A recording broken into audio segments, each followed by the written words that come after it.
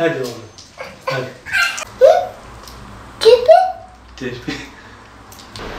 Baba. Baba. Baba. Çay. Ver açayım. Tamam. Anne. Efendim. Al. Bak. Bak amca ne yapıyor?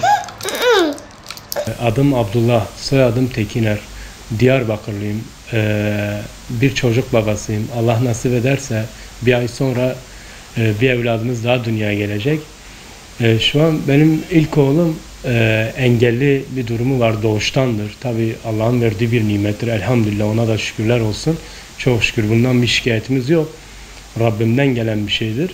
Yalnız işte biz çocuğumuzun tedavisini ararken bazı dostlar sağ olsun işte yönlendirme yaptılar.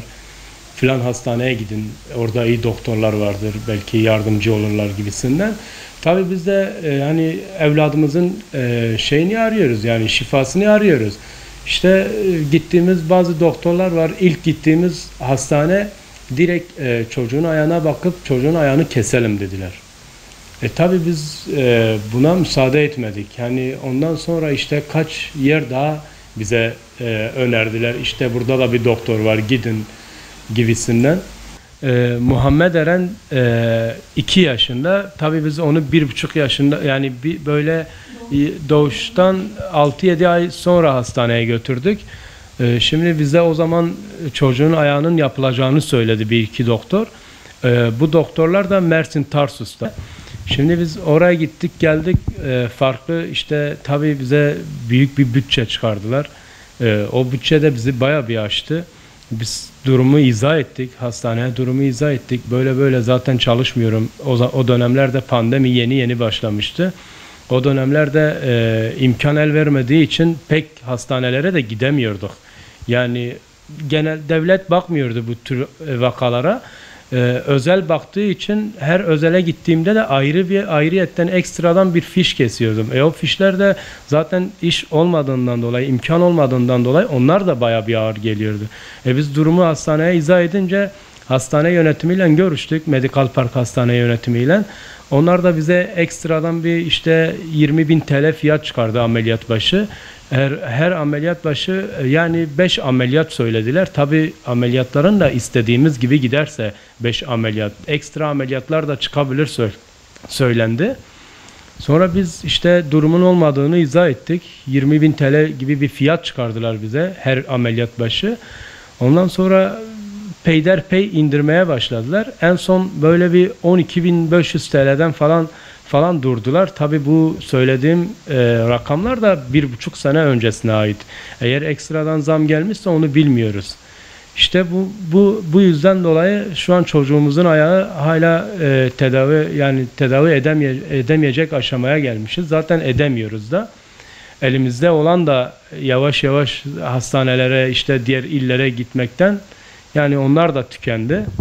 Şimdi öyle bekliyoruz yani. Eğer zaten bu videonun çekilmesinin sebebi de iyi insanlardan, yardımsever insanlardan bir beklenti yani.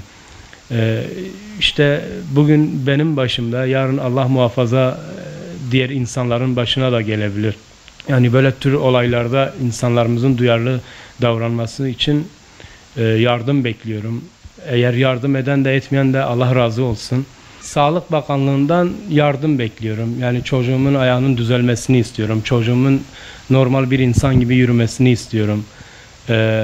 Bu yüzden Sağlık Bakanlığı'nın bu durumla ilgilenmesini istiyorum. Hayır sahiplerinin bu durumla ilgilenmesini istiyorum. Eğer yani bu çocuğumun bugün böyle küçüktür, anlamıyor. Çocuğum yarın öbür gün büyüdüğü zaman ayağının yani Allah'tan geldiğini elhamdülillah bilecek, ama yani o da bu durumun farkında değil şu an, ama ileriki zamanda bayağı üzüleceğinin farkındayım ki biz de bu durumdan rahatsızız. Yani biz de bu durum karşısında çok üzülüyoruz.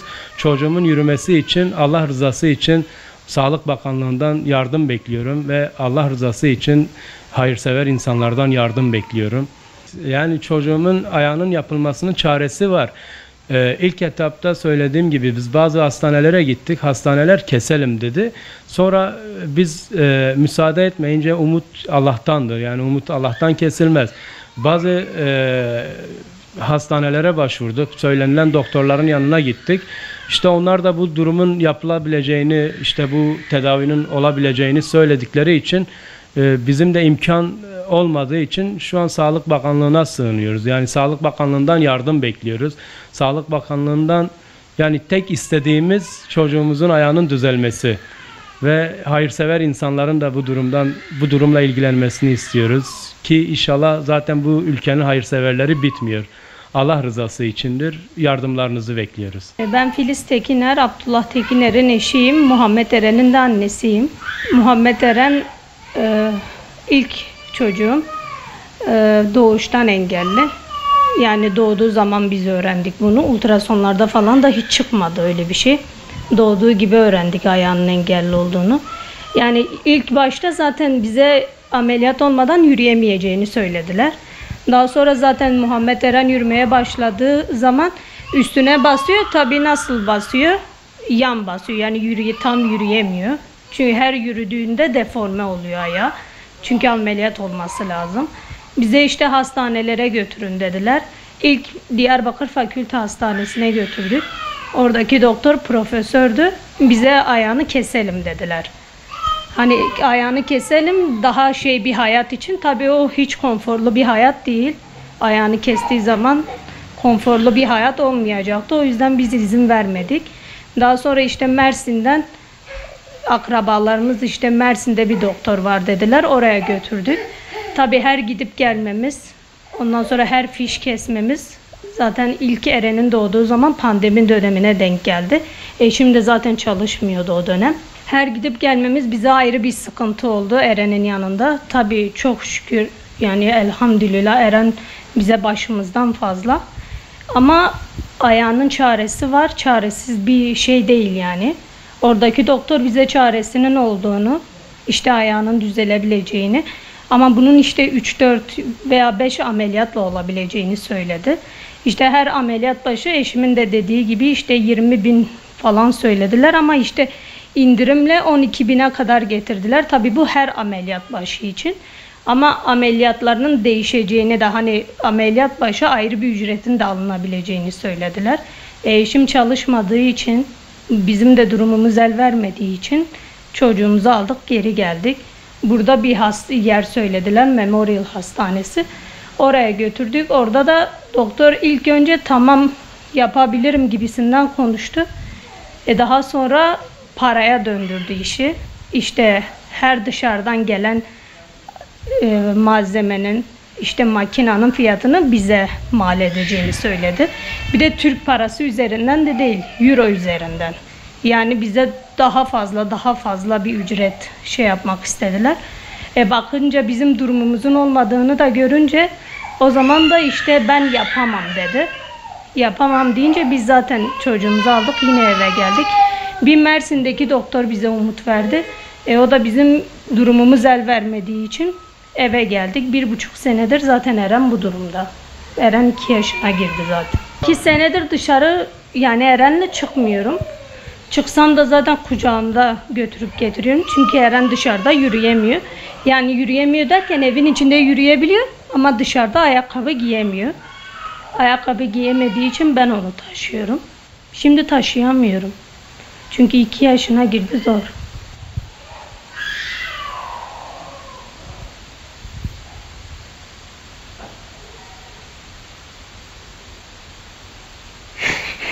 Kusura bakma.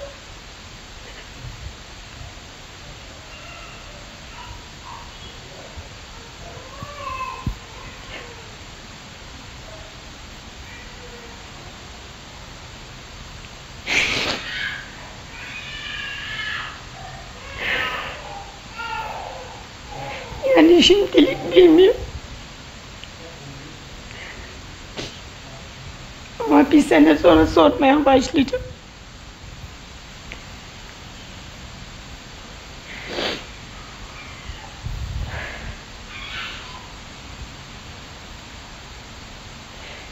Yani isteğimiz Zaten gelip araştırılsın. Eşimin durumu zaten ortada.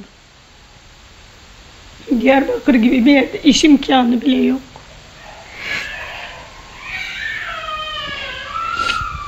Sabah gidiyor, geceye kadar çalışıyor.